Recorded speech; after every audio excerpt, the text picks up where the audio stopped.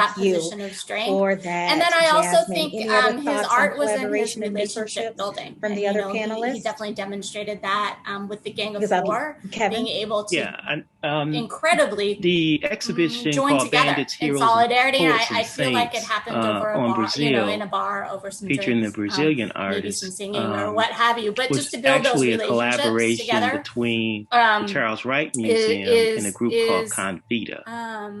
And that's I two think in light women, of all of the Barb, white supremacy that works to push us apart, Servita, right? and Maine How Jackson. do we creatively come together in such powerful and they amassed a collection that's art of in this action work over too. years, That's traveling to Brazil and interfacing with these Love artists. that, Cassie. And Thank so you. Yes, through that Santos collaboration, and we all created of the this ancestors great are truly here. Their spirit is here exhibition with that us. was Thank you. Art in action. picked up That's a beautiful by the phrase. NEH I encourage you Traveling all who Exhibition are Service, watching to and begin to they just place your questions produced in the another chat. What version of particular that, and questions do you continued to have travel at of exhibition these for another 5 amazing art years. administrators? And as it I relates would to love to pose this mentorship next question to you, Jasmine, and to collaboration, begin with. And I just wonder, what's the role there, of I'm going to both say that from a collaboration personal and standpoint, mentorship I used to in teach bringing art about classes for about transformation through 15 the years. arts? And the great thing question. about that I think the role is that it's foundational to the work so that we long, do. We never do things alone. those little 6, I've been wanting 7, to 8-year-old people are now in their I 20s. moved to a different university. I'm and kind in of this case updating now my it's been bio, years. and I want to have a lot language of them are about in their how 30s, I'm a and some of community-made them person. I'm in so their sick 40s. of the self-made And I language run into that them on the I feel like a street. lot of white men use. But really thinking I about can't community recognize making, them, I think but about they know every who single I am. article I've written, And how I've workshopped ideas they've with gone friends. on. Those are articles based on interviews I do with artists, and those articles have been edited. So even though my name might be the byline, there's like this huge name of people that surrounds me, that carry me, right? And so I think that just thinking that collaboration is really foundational. I guess 2 examples in Seattle. One is the amazing Black Lives Matter mural that I've taught, and I had 3 of the artists come in, and thinking about that mural and the Takia Ward and the collaboration that both the leadership and also collaboration among the 16 artists designers, that took. And then so, second is, I think we have Inyo impact. Kuma was yesterday, Even sometimes in that amazing we're not space even aware of found by it. these So 4 founders, and the way in which that space is always in dialogue with community, always very community engaged. So just really thinking that all of us are just, there's this concept by Deleuze of the fold, that we're all like little pieces of dough that are connected to other people. We're all like in like Play-Doh, all these like beautiful Play-Doh that are mixed together. And so that's how I think about myself. And that's how I think that art, best art is always in collaboration, be it some of our brainstorming with someone, be it workshopping with someone, be it even if it's a solo show you're presenting in front of an audience, and that's collaborative. And so thinking and honoring the ways that we're always in dialogue with each other, and that none of us are self-made, but all of us are community. But that's how we've gotten our most outstanding. None of us are self-made. All of us are community-made. Thank you for that. Do our best when we work together. Collaboration and mentorship. And as you said, other panelists, sustains all of us. What you all do is sustaining the collective. Yeah. And so we just love the a quick 30-second response to these 2 questions. What sustains you in the work? How do you stay in the work? You can either respond to that question, was actually a or collaboration how did you figure out what the Charles and Wright to Museum and a begin group your called research? Contheta. Those of you who are teaching and doing And that's research. 2 women. So where do you begin? Barb, or how do you keep going? Servita, 30-second Mame responses. Jackson. Jerry?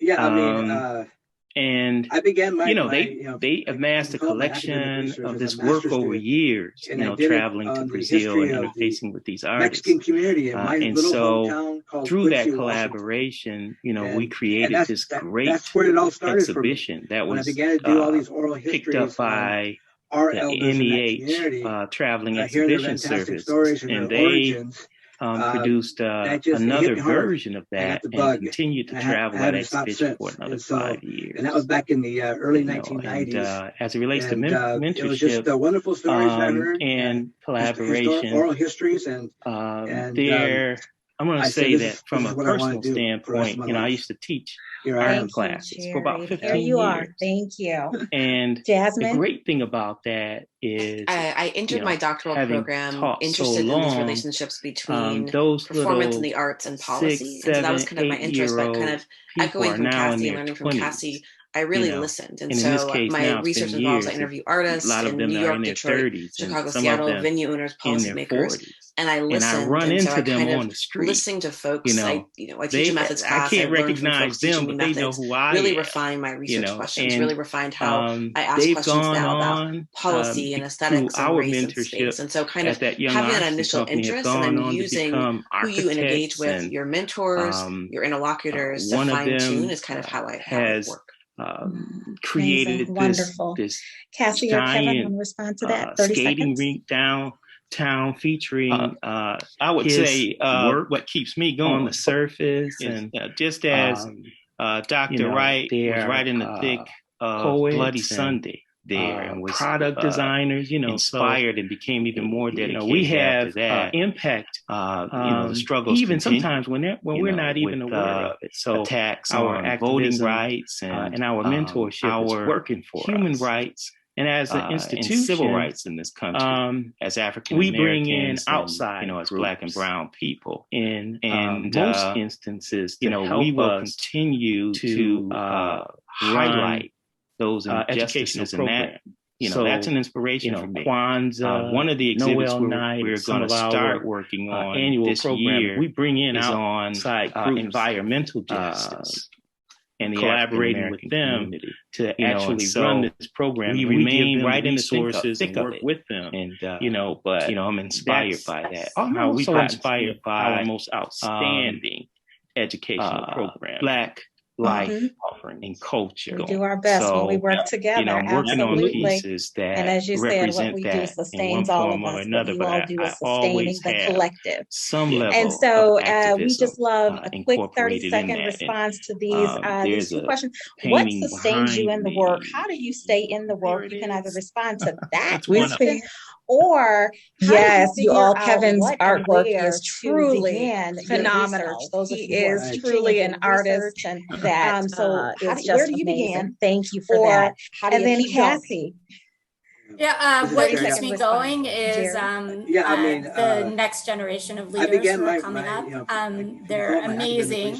They have incredible insight and understanding and vision. And if I can learn and listen from them, like that keeps me going a lot. That's where it all started for me. Well, we have learned by listening to you all today. Thank you so much to each of you. Dr. Jasmine Mahmoud, thank you. Cassie Chin, thank you. Kevin Davidson, thank you. Dr. Jerry Garcia, thank you. We are so grateful to you all for what you do. It was just wonderful stories. The example that you all set. We salute the visionary of the Seattle Equity Summit. Thank you, Cece Blesser, for the vision of establishing this multi-city conversation. I entered my doctoral program interested in these relationships between performance in the arts and policy. And so that was kind of my interest, but kind of echoing from Cassie and learning from Cassie, I really listened. And so my research involves I interviewed artists in New York, Detroit, Chicago, Seattle, venue owners, policymakers, and I listened. And so I kind of listening to folks. Thank you, everybody. I teach a methods class. I've learned from folks who teach me methods. Really refined my research questions. Really refined how I ask questions now about so much, y'all. That was space. And so kind of having an initial interest and then using so many things who you engage with, your mentors, your interlocutors, and then just this reminder that we have to stay connected to history. We have to continue to share our history Cassie or with Kevin, one another. That 30 seconds. Even, if folks just gather together, I would say what keeps me going, and we need to record these stories. Just as it's so Dr. Wright was so right in the y'all thick so much Bloody for Sunday coming today, partnering with us and kicking off inspired today. and became even more dedicated after that. Y'all, so the struggles we continue, have a quick break, attacks a couple on minutes voting rights and you got about 13 minutes. Human rights. You don't want to miss the next edutainment country, showcase. as African This is something I had a crazy vision for, and what do you know? These folks actually pulled it off. So y'all got to check it out. So please come back and see that. It is at 2 o'clock Eastern time, 11 o'clock Pacific one of the exhibits and our own Juliet Way will be moderating on this session. It's environmental justice. Amazing. It's gonna blow you away. So but I think all we of the remain sessions right in the thick thick so of just it. so grateful for y'all. And yeah, see you back here. And I probably took too much time. So in about 11 minutes. Black life. Okay, see you soon. So, thank you. I'm working on pieces that represent that in one form or another, but I always have some level of activism incorporated in that. And there's a painting behind me. There it is. That's we one see. Yes, you all, Kevin's artwork is truly phenomenal. He is truly an artist. that is just amazing. Thank you for that. And then Cassie. Yeah, what keeps me going is the next generation of leaders who are coming up. They're amazing. They have incredible insight and understanding and vision. And if I can learn and listen from them, like that keeps me going a lot. Yes. Well, we have learned by listening to you all today. Thank you so much to each of you. Dr. Jasmine Mahmood, thank you. Cassie Chin, thank you. Kevin Davidson, thank you. Dr. Jerry Garcia, thank you. We are so grateful to you all for what you do and for the example that you all set. We salute the visionary of the Seattle Equity Summit. Thank you, Cece Glesser, for the vision of establishing this multi-city conversation. You have gone from Seattle to Detroit, and you have now connected Seattle to Detroit, Detroit to Seattle. We celebrate you, and we thank you, Cece, for your vision. We thank you all for tuning in. Enjoy the rest of your time with the summit. Thank you, and be well. Thank you. Be well, be well. Thank you, everybody. It's great being sharing the space with everybody. Yeah. Thank you so much, y'all. That was amazing, amazing. Just so many things we didn't know, well, that I didn't know, and then just this reminder that we have to stay connected to history. We have to continue to share our history with one another. Even, if folks just gather together to storytell, and we need to record these stories. It's so important. So thank y'all so much for coming today, partnering with us, and kicking off the day. It was amazing. Y'all, so we have a quick break, a couple minutes, we got about 13 minutes. You don't want to miss the next edutainment showcase. This is something I had a crazy vision for, and what do you know? These folks actually pulled it off. So y'all got to check it out. So please come back and see that. It is at 2:00 Eastern Time, 11:00 Pacific Time, and our own Juliet Lay will be moderating this session. It's a 45-minute session. Amazing. It's gonna blow you away. But I think all of the sessions have blown me away. So just so grateful for y'all. And see you back here I probably took too much time. So in about 11 minutes.